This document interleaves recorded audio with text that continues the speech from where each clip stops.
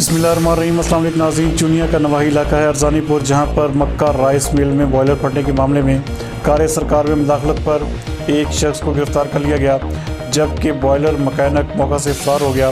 ہمارے district bureau chief قصور محمد علیم کے مطابق اطلاع ملتے ہی اسسٹنٹ کمشنر چونیا عدنان بدر موقع پر پہنچ گئے، جہاں پر بوائلر انسپیکٹر اور رائس مل میں تعینات تمام ملازمین اور انجینئرز کی مکمل تفصیلات طلب کر لی۔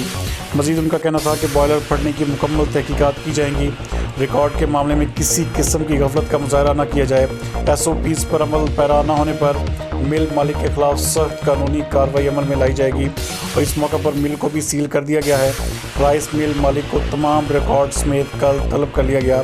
بوائلر پھٹنے سے ایک منور نامی شخص موقع پر ہی ہلاک ہو گیا تھا۔ اس موقع پر اسسٹنٹ کمشنر چونیا عدنان بدر کا کہنا تھا کہ جاں بحق ہونے والے کے خاندان کی مالی امداد بھی کی جائے گی۔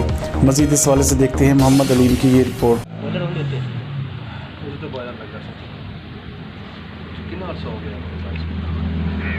رائس مل بنے میرا 6-7 سال ہو گئے، میرا بوائلر آئے